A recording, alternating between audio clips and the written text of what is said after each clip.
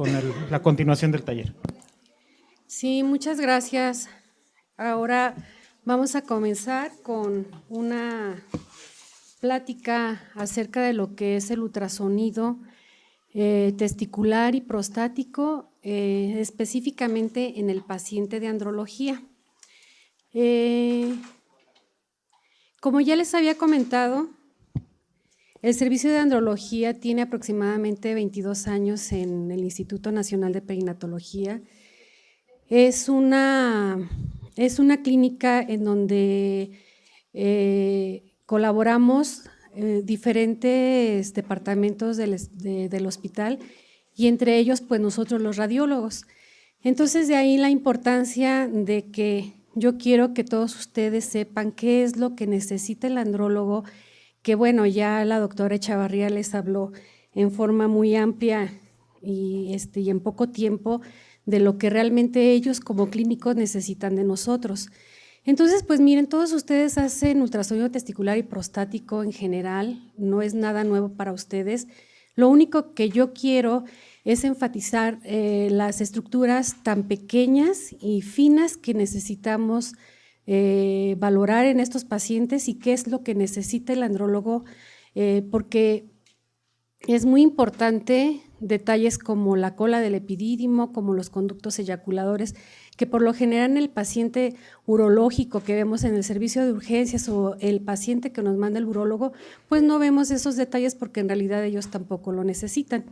Entonces, pues a continuación, yo hago énfasis y mucha con la embriología. Es muy importante. En alguna ocasión una andróloga, yo creo que de las más antiguas de nuestra ciudad y del país, me dijo en una plática que a ellos no les interesaba la embriología. Entonces, pues sí es algo muy, muy respetable, pero para nosotros los radiólogos es muy, muy importante saber qué hay desde el inicio, qué es lo más importante que vamos a encontrar, porque créanme que quienes aprendan o sepamos lo más indispensable de la embriología, las alteraciones que ocurren durante este proceso intraútero, podemos encontrarlos diario en los pacientes con andrología. Entonces, de ahí la importancia que empecemos desde un principio, por eso es que les presento esta imagen. Esta imagen es Helena, la bella mujer que ocasionó la guerra en Troya, una guerra despiadada que duró muchísimos años según la mitología griega. Entonces, pues muchos de nosotros sabemos esa historia. Sin embargo, hay quienes nos gusta la mitología y queremos saber más sobre Helena. Sobre Helena, bueno, pues la madre de Helena fue Leda, y Leda era una mujer muy hermosa que un día Zeus, por ahí en sus caminatas, la vio, se enamoró de ella. Entonces que era muy abusado, como ustedes saben, se convirtió en un ave de un plumaje muy bello, muy bonito, y enamoró a Leda. Leda se embaraza de Zeus y cuando da a luz, pues da a luz 2 huevos. Un huevo de donde nace Leda y otra donde nacen sus hermanos los mellizos, que ustedes ven todas las noches en la constelación de Géminis. Entonces esa es la historia de Helena. Entonces así como Helena tiene un pasado muy bonito, pues los testículos, la próstata, las vesículas, los conductos, el canal inguinal, debemos saber desde un principio, desde ab ovo, que quiere decir desde el inicio, desde el principio. Entonces, por eso esta historia. Y bueno, pues como ya nos lo había comentado la doctora Perla Denis, la embriología es muy importante, es muy difícil, a mí siempre me ha costado mucho trabajo, siempre que la leemos creo que nos confunde más, pero bueno, este es un pequeño nada más resumen en dos imágenes de todo lo que dijo esta Perla en cuanto a los túbulos epigenitales junto con la red de Haller o red de testis, que son estructuras muy importantes que vamos a ver en muchas ocasiones, se unen, si ustedes se fijan, aquí estas dos se unen para posteriormente formar los conductillos deferentes. Una vez que se forman los conductillos deferentes, queda un remanente que es el que posteriormente va a formar el apéndice del epidídimo, estructura que con muchísima frecuencia nos vamos a encontrar. Los remanentes del apéndice del epidídimo, más bien los remanentes embrionarios que dan el apéndice del epidídimo, que forman el apéndice del epidídimo, pueden ser quísticos porque en ocasiones podemos confundirnos con un espermatocele y sí pueden ser quísticos o sólidos, ustedes los pueden ver, se mueven, son imágenes que pueden tener vascularidad, si ustedes ponen el Doppler encuentran vascularidad y son pequeños remanentes que en determinado momento pueden sufrir hasta una torsión e imitar una torsión testicular. De ahí la importancia de saber y conocerlos. Los túbulos paragenitales que están en la porción caudal son los que van a formar el paradídimo, que también es una estructura que con mucha frecuencia vemos. Bueno, los conductillos eferentes, estos se van a alargar, se van a retorcer y van a formar lo que es el epidídimo y posteriormente el conducto deferente hasta su tercio más distal para formar la vesícula seminal y todavía más allá el conducto eyaculador. Entonces, de esa manera tan sencilla y rápida debemos recordarla porque de verdad es de suma importancia. Bueno, una vez que ya el testículo se encuentra diferenciado y se encuentra anclado gracias al gubernaculum, recuerdan el gubernaculum que habló la doctora Perla, este se encuentra a la altura del anillo inguinal. Entonces, a la vez, más o menos, cuando este se encuentra aquí y son aproximadamente las 24 semanas, el peritoneo con estos músculos, que es el músculo oblicuo y el transverso, interno y externo, son los que van a formar esta pequeña invaginación, que es el proceso vaginalis. Este proceso vaginalis es de suma importancia porque si este no cierra, ustedes van a encontrar alteraciones como las hernias inguinales o los hidroceles congénitos o quistes porque cierran en forma parcial, puede cerrar aquí, luego dejar abierto, formar un quiste y volver a cerrar. Entonces, este es la túnica vaginalis de gran importancia para saber nuestro ultrasonido. Gracias al gubernaculum y por un proceso hormonal, el testículo desciende. Al descender, esa invaginación que se había hecho se cierra y de esta manera permite que el anillo inguinal esté cerrado y evita la presencia de hernia. Obviamente, si no cierra, ustedes van a encontrar lo que las anormalidades del cordón espermático del canal inguinal, como les vuelvo a repetir, la hernia inguinal, los quistes, los espermatoceles. Y el descenso testicular, bueno, pues otro pequeño resumen que es anatómico y hormonal. En la primera fase, que es de las 10 a las 15 semanas, que es intraabdominal, y la segunda fase, pues la desaparición del gubernaculum de las 25 a las 35 semanas, y la tercera fase, que es la última, que es el cierre del proceso vaginal. Nosotros los radiólogos, cuando no encontramos un testículo en su lugar, bueno, conocemos la embriología y sabemos perfectamente en qué lugar y qué dirección podemos encontrarlo, ya sea por ultrasonido y si no podemos con el ultrasonido, con la tomografía. Y estas son las estructuras que debemos conocer y que vamos a explorar en todo paciente de andrología, que es el testículo, el epidídimo, el plexo, las arterias y todo en conjunto lo podemos ver con cierta facilidad o con mucha facilidad por ultrasonido. La vascularidad, que es muy importante, que está dada por la arteria testicular y que siempre está acompañada en forma paralela por la arteria espermática y por la arteria cremastérica. Cuando ustedes hacen la exploración en el canal inguinal, lo más frecuente es que encontremos esta que llega de inmediato hacia el polo superior del testículo, pero si ustedes bajan el PRF de su equipo, recuerden que el PRF y con las teclas en español es escala, es la misma función, escala y PRF es la misma escala, entonces ustedes pueden bajar el PRF o la escala y es posible ver estas dos arterias paralelas a la principal, que es de mayor calibre. Esta arteria principal que llega al polo superior se va a dividir en la transcapsular y en esta periférica que es la capsular. Bueno, la vascularidad en Doppler, sin necesidad del pulsado, es de suma importancia en andrología.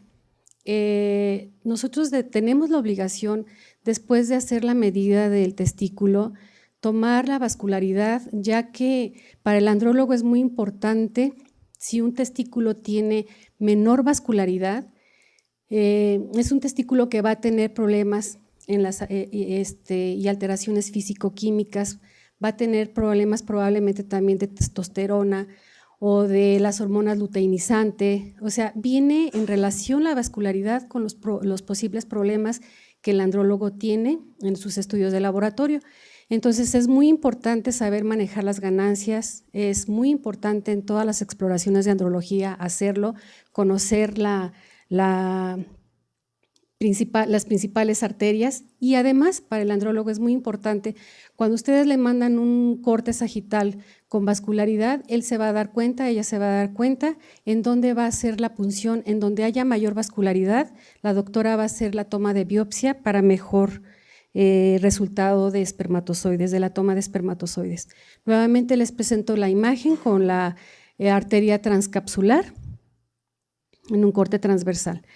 Esta es otra imagen igual, ustedes pueden reportar una vez que hagan su interpretación si ese testículo a valorar tiene baja velocidad, bajo flujo, si la vascularidad fue normal o si la vascularidad está alta o hipervascularizado en caso de algún tumor.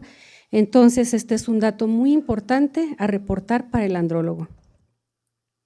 En este esquema les presento, es bien fácil, es bien sencillo, ustedes lo pueden encontrar en esta bibliografía. Yo les recomiendo que lean este artículo, es muy completo, nos habla absolutamente de todas las patologías que van a encontrar en el paciente de andrología. Es un esquema bonito que viene en blanco y negro, una de mis hijas me lo iluminó y creo que quedó bastante bien porque aquí nos muestra del lado derecho todas las estructuras que tenemos que revisar. Ustedes pueden ver el testículo de forma y tamaño normal con su epidídimo, sin embargo, del lado contrario, todas las alteraciones que ustedes pueden ver en el testículo. Realmente estas son las alteraciones que encontramos en el paciente de andrología.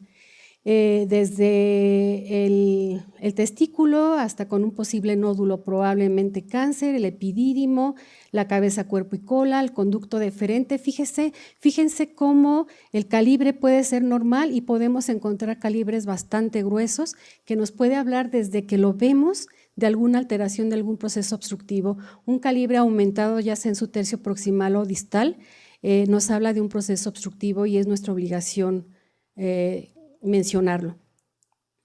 La glándula prostática, los pacientes son jóvenes, ustedes en estos pacientes no van a ver hiperplasias, es muy raro el paciente con hiperplasia. En este paciente lo que nos interesa son las vesículas seminales que pueden tener quistes o pueden ser muy grandes o puede no haber vesícula seminal o estar hipoplásica. La doctora hablaba acerca de que después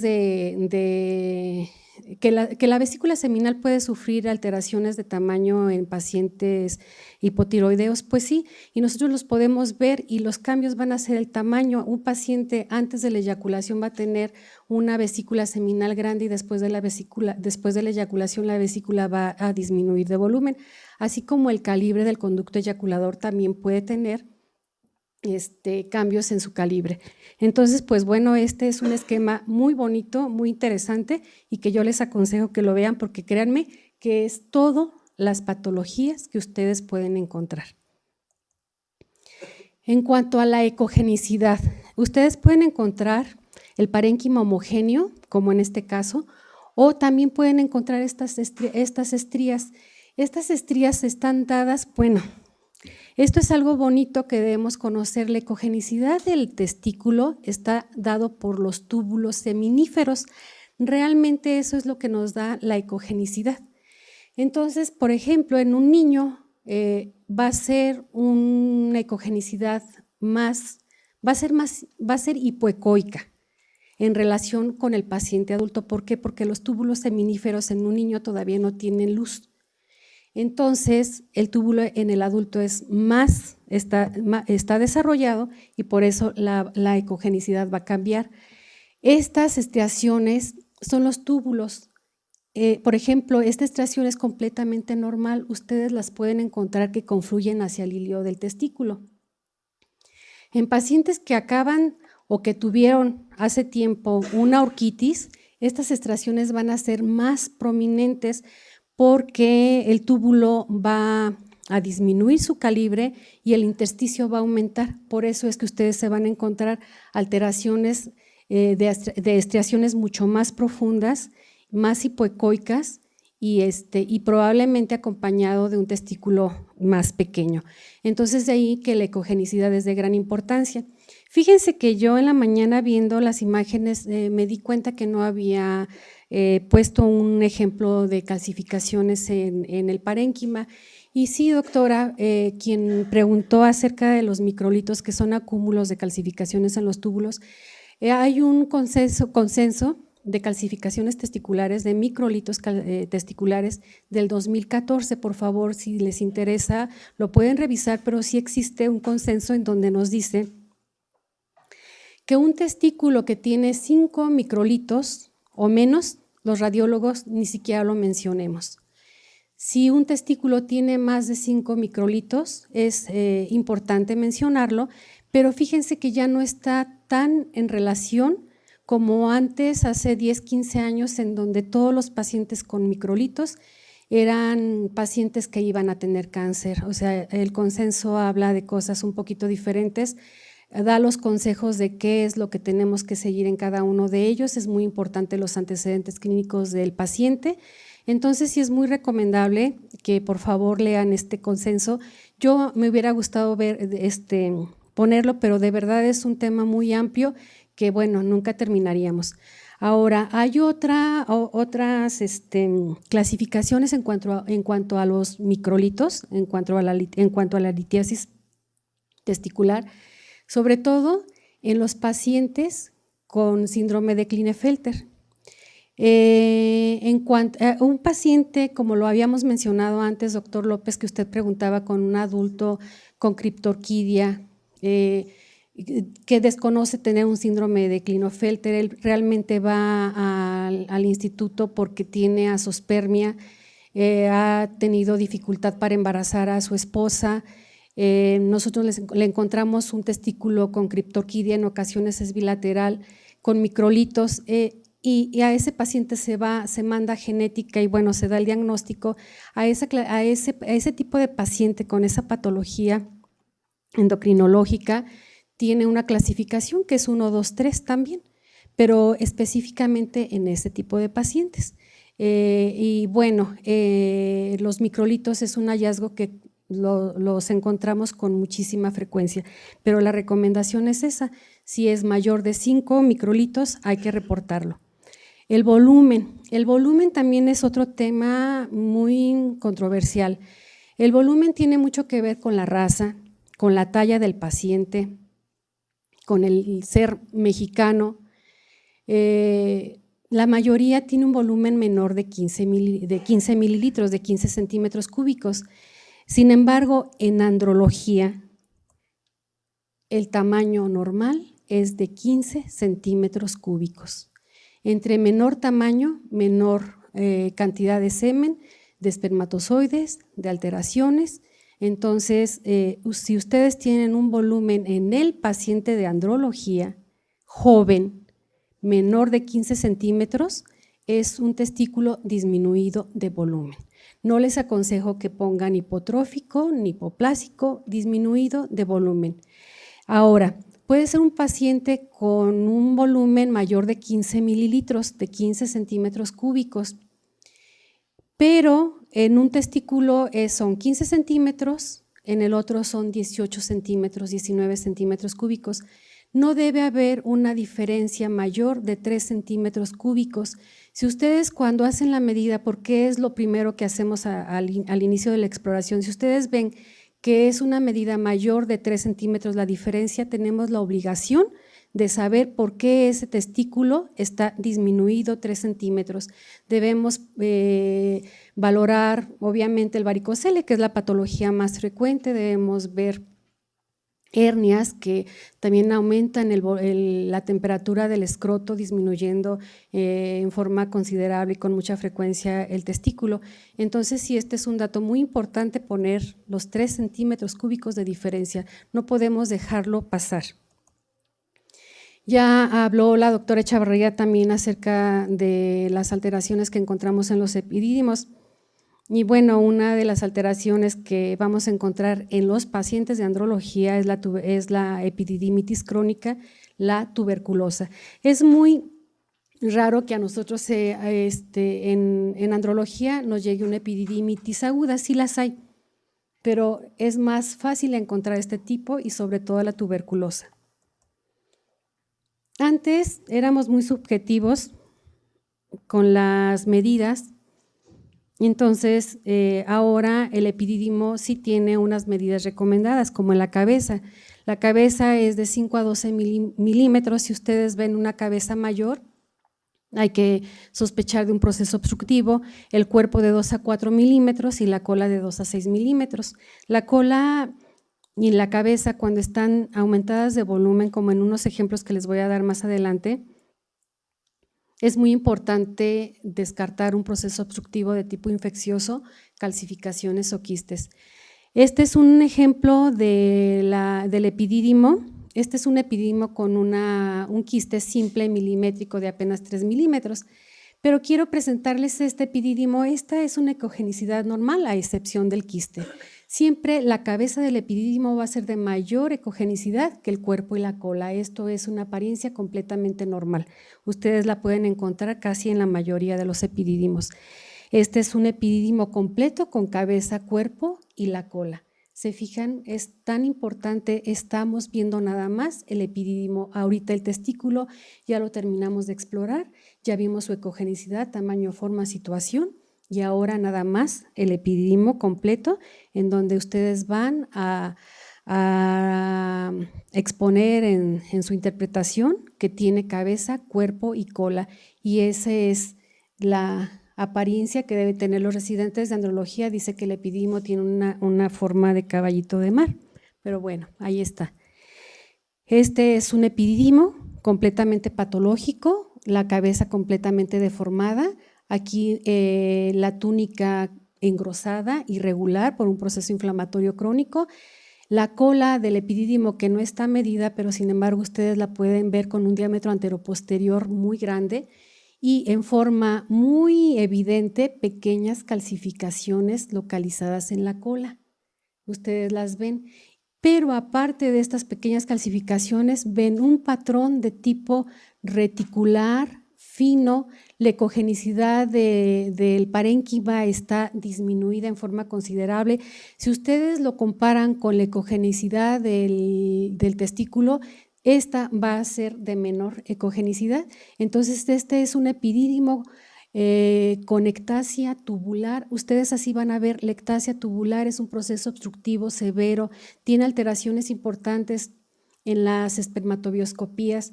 Y a este paciente forzosamente hay que descartar también una tuberculosis. Entonces ustedes pueden ver la importancia de saber valorar el epidídimo, la importancia en andrología. Nuevamente es un epidídimo con una calcificación gruesa. Miren ustedes, está más o menos a la altura del cuerpo. A este paciente pues no necesariamente le van a pedir y descartar la tuberculosis. Nuevamente es otro epidídimo, no sé si ustedes me quieran decir cómo lo ven. Ajá, está disminuido de ecogenicidad, muy prominente tanto en la cabeza, cuerpo, la cola. Y aparte, aquí ustedes pueden ver en este ejemplo cómo se desprende el conducto deferente. Ustedes van a ver una forma de U, la cola, con el conducto deferente. Bueno, en este paciente, aparte de tener la ectasia tubular en toda la extensión del epidídimo, el conducto deferente también está engrosado, fíjense, y también está disminuido de ecogenicidad. Esto puede ser dado también por un proceso inflamatorio agudo. Y en pacientes jóvenes con hipertensión y diabetes, también podemos encontrar engrosamiento de la pared del conducto deferente. Es tan importante también nosotros como médicos interrogar al paciente. Este es un paciente, las siguientes imágenes son del mismo paciente con una arteria transcapsular y aquí en el canal inguinal derecho, aquí se lo señalo, canal inguinal derecho y aquí ¿qué encontramos? ¿Qué pueden ver ustedes aquí? Bueno, pues este es un pequeño nódulo granulomatoso. Estamos en el canal inguinal. Este es un dato muy importante que podemos encontrar en el paciente vasectomizado. En el paciente vasectomizado es muy importante revisar el epidídimo porque podemos encontrar ectasia tubular, probablemente meses después de la vasectomía, a lo mejor hasta 1 o 2 años después, y ustedes van a encontrar a este mismo paciente con una calcificación en la cabeza, gruesa, grosera, pero lo que más nos interesa aquí es que ya empieza a tener ectasia tubular en el cuerpo y la cola. Aquí se ve con más claridad la cola con un patrón de tipo reticular fino. Si ustedes le ponen aquí la vascularidad, el Doppler no va a tener vascularidad, acompañado por unos vasos venosos. Este mismo paciente, y lo sé por la hora y por la fecha, en el canal inguinal tiene protrusión de contenido abdominal.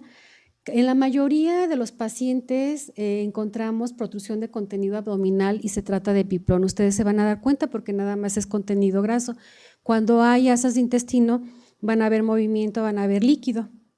Bueno, la exploración del paciente testicular en andrología y en todos debe terminar hasta el anillo inguinal. Es de suma importancia hacer la exploración completa y porque podemos encontrarnos alteraciones como esta que están ocasionando aumento en la temperatura del escroto y por lo tanto disminución en el volumen del testículo. Del otro, creo que es el mismo granuloma, es el mismo paciente, el granuloma con un poquito de calcificación en el paciente vasectomizado. Y bueno, pues el varicocele. El varicocele es un tema así súper grande, tiene mucha controversia tanto con el andrólogo como con el urólogo, por lo que nosotros debemos tener mucho cuidado. Fíjense que las dos escuelas los tratan de diferente manera. El urólogo por lo regular va a operar el varicocele, el andrólogo es un poquito más reservado, da oportunidad al paciente de otras cosas antes de la cirugía, como estar seguros de sus cuentas espermáticas. Y bueno, no es tan sencillo ver un varicocele en muchas ocasiones. Es muy sencillo cuando ponemos el transductor y vemos los vasos varicosos que tienen reflujo nada más con la respiración del paciente. Eso es muy, muy fácil, todos lo podemos hacer. Lo recomendable es que el varicocele siempre lo busquemos en el canal inguinal, aunque lo podemos encontrar en el polo inferior del testículo posterior al epidídimo. También es muy importante que nosotros digamos en dónde lo estamos viendo. Si nosotros tenemos la duda de tener un varicocele, es muy conveniente parar al paciente, hacer que haga 15 sentadillas y explorarlo de pie, y sobre todo cuando estamos viendo un varicocele subclínico que solamente nosotros los radiólogos o quien hace el ultrasonido lo vemos, porque en muchas ocasiones el clínico no lo logra tocar. Entonces hay que tener mucho cuidado de hacer la exploración. Debemos saber la anatomía, recordar que la vena espermática, sobre todo del lado izquierdo, tiene una dirección perpendicular a la arteria renal. Entonces, por lo tanto, este vaso va a estar en algunas ocasiones aumentado de calibre y también por la misma presión hidrostática puede dañar la válvula y ocasionar un varicocele. A estos pacientes, cuando ustedes vean una vena espermática interna aumentada de calibre, párenlo, comprueben el reflujo con Doppler color y Doppler pulsado, porque si es un vaso venoso nada más aumentado de calibre pero sin reflujo, no es un varicocele, no podemos equivocarnos y con mucha frecuencia lo hacemos. Entonces es muy importante comprobar el reflujo con Doppler color y el Doppler pulsado como lo estamos haciendo aquí. Aquí está en azul y rojo y nuevamente aquí se los demuestro con el pulsado. Ahora era lo que yo les comentaba acerca del varicocele grado 3, bueno, no tiene mayor dificultad poderlo diagnosticar, lo vemos con muchísima facilidad los vasos ectásicos. En cuanto a la clasificación, este es otro tema, así como que muy interesante, porque ustedes pueden estar acostumbrados a hablar del varicocele grado 1, 2, 3, pero hay muchísimas clasificaciones y es muy válido que ustedes usen la que ustedes quieran o la que le guste a su urólogo. En lo personal, en el instituto estamos con el grado 1, 2 y 3. Esta clasificación que nosotros utilizamos está muy acorde con la clínica que ellos utilizan. Ustedes pueden encontrar un varicocele con vasos venosos menores de 2.5, entonces ustedes dicen, pues no es varicocele porque tiene un calibre de 2.5, pero sin embargo, si ustedes paran al paciente, hace que hagan ejercicio, lo exploran de pie con maniobras de Valsalva y comprueban reflujo, puede ser un varicocele grado 1. Entonces sí es muy importante que hagan ustedes ese tipo de exploración y que sepan que existen todas estas clasificaciones, porque de repente les van a decir, no, es que no existe el 1, 2, 3, es que hay 1, 2, 3, 4, entonces ustedes se van a encontrar clasificaciones por el calibre, por el tiempo de reflujo con Doppler pulsado, hasta clasificaciones del 1 al 5, etcétera, etcétera. Entonces sí es muy conveniente que lean estas clasificaciones que están en el artículo que yo les recomendé. Y de la próstata, bueno, pues de la próstata lo más importante, como ya lo habíamos estado mencionando, son las vesículas seminales, los conductos deferentes y los eyaculadores. Vamos a encontrar con mucha frecuencia, porque estoy hablando de los pacientes que ya están, que ya están depurados, que ya están nada más en la clínica de andrología, no estoy hablando de toda la población. Entonces vamos a encontrar agenesias de las vesículas seminales uni o bilaterales, lesiones quísticas como los remanentes de la línea media que ya mencionamos antes, y las dilataciones de vesículas seminales y de los conductos eyaculadores. Estas son estructuras que son de suma importancia y que debemos tener mucho cuidado, al igual que el epididimo. En este ejemplo es el testículo derecho como con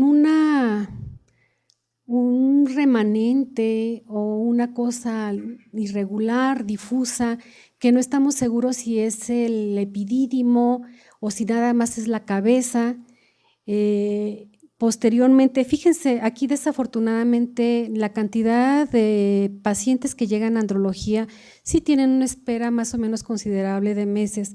Yo me estaba dando cuenta que este paciente lo vimos en el 23 de septiembre del 2010 y el ultrasonido de próstata, porque tuvo alteraciones en la fructosa, lo tuvimos hasta febrero del siguiente año. Entonces pasaron meses en que a él se le hicieron todos los estudios de laboratorio con alteraciones de la fructosa.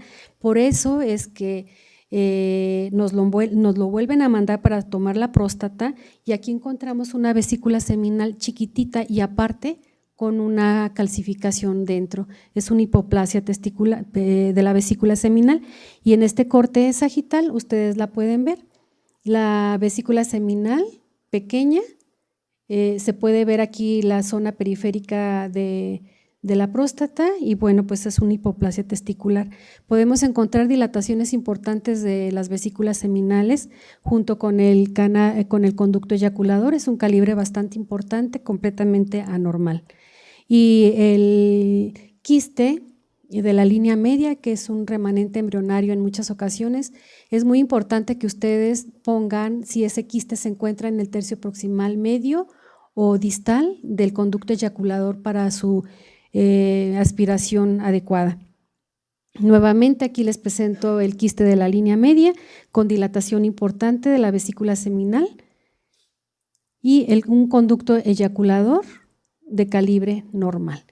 Y bueno, esta es las exploraciones, las estructuras más importantes que nosotros tenemos que tomar en cuenta en la glándula prostática. No sé si quieran hacerme alguna pregunta.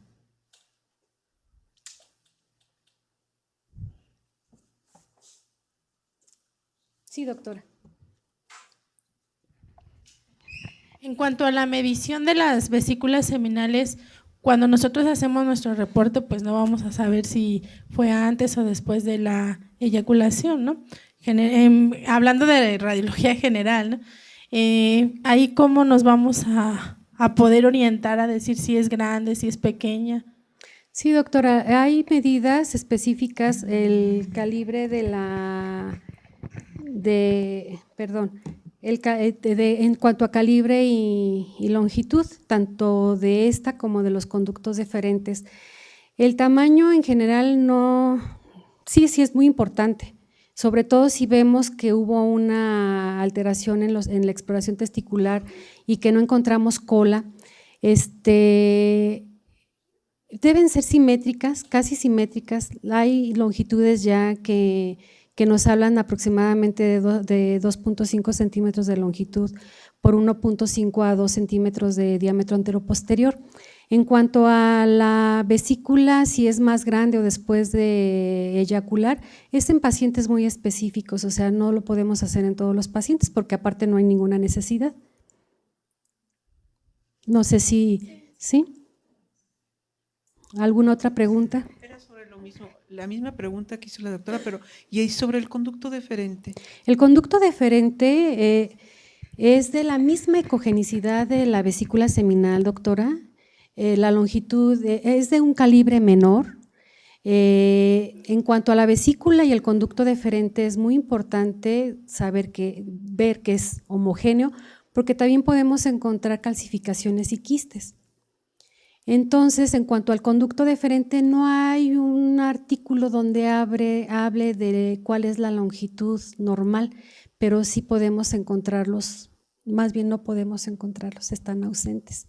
Si no hay cola del epidídimo, doctora, no encontramos conducto deferente, no existe y el paciente es azospérmico. Y lo sospechamos desde que el paciente llega con nosotros, el paciente trae la receta con azospermia, debemos irnos directo a los epidídimos. En forma particular es muy común que sí nos llegue el paciente testicular y prostático a la vez, entonces una vez que terminamos el testicular, hacer el prostático e irnos directamente a conductos deferentes que pueden estar ausentes. Si ustedes encuentran una agenesia, ausencia de vesículas y conductos deferentes en el paciente de perinatología, de inmediato se le hace un ultrasonido renal también, para complementar el estudio, tomando en cuenta que son señores que trabajan, que les cuesta mucho trabajo que les den permiso de ir y aparte el costo, son pacientes de bajos recursos. Entonces, pues de una vez hacemos el estudio completo. En los conductos deferentes, quienes tienen el 4D, que ya es todo mundo, en realidad ya es muy raro el que no tenga un equipo 4D, es muy conveniente hacer la reconstrucción de los conductos deferentes. En ocasiones no tienen la misma dirección que las vesículas seminales, pueden tener otra dirección y el 3D, perdón, nos da una ayuda impresionante porque podemos ver toda la longitud del conducto deferente y nos ayuda para que realmente sepamos si existe o no. En ocasiones es muy difícil y si tienen el 3D es de una gran ayuda.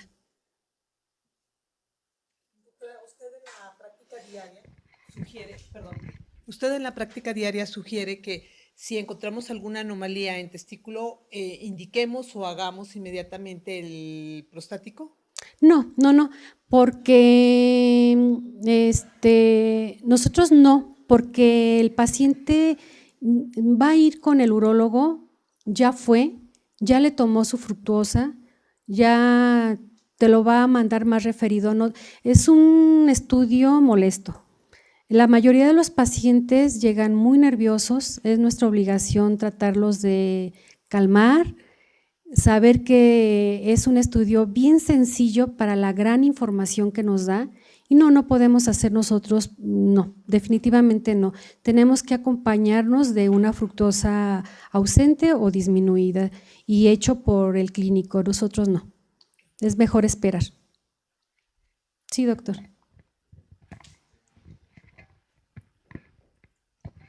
Aparte de la cuantificación, bueno, más bien de la apreciación cualitativa del flujo, si es hiper o hipovascular comparado al contralateral, Ujú. ¿Ahí en su hospital le dan alguna relevancia a la velocidad o a los índices de resistencia? Sí, claro que sí, doctora. Hemos hecho trabajos, pero sobre todo en los pacientes con varicocele. Y seguimos con ese mismo trabajo, te lo voy a platicar después. Y también tenemos, pero sí, en cuanto para la toma de biopsias no tiene ninguna importancia, ni tampoco la cantidad, porque pues, son vasos muy pequeños que no los puedes contar, a excepción pues, no, de la capsular, de la deferente y las más importantes. Pero el parénquima tiene vasos muy pequeñitos que sí es muy importante para el andrólogo saber qué parte del testículo está más vascularizado para de ahí tomar la biopsia y extraer espermatozoides. Pero en cuanto al índice de resistencia, a ella no le importa. El índice de resistencia y pulsatilidad sí nos es de utilidad, sobre todo para los pacientes con varicocele, y se les está tomando antes de la cirugía y después de la cirugía. Arterial. No sé si tengan otra pregunta.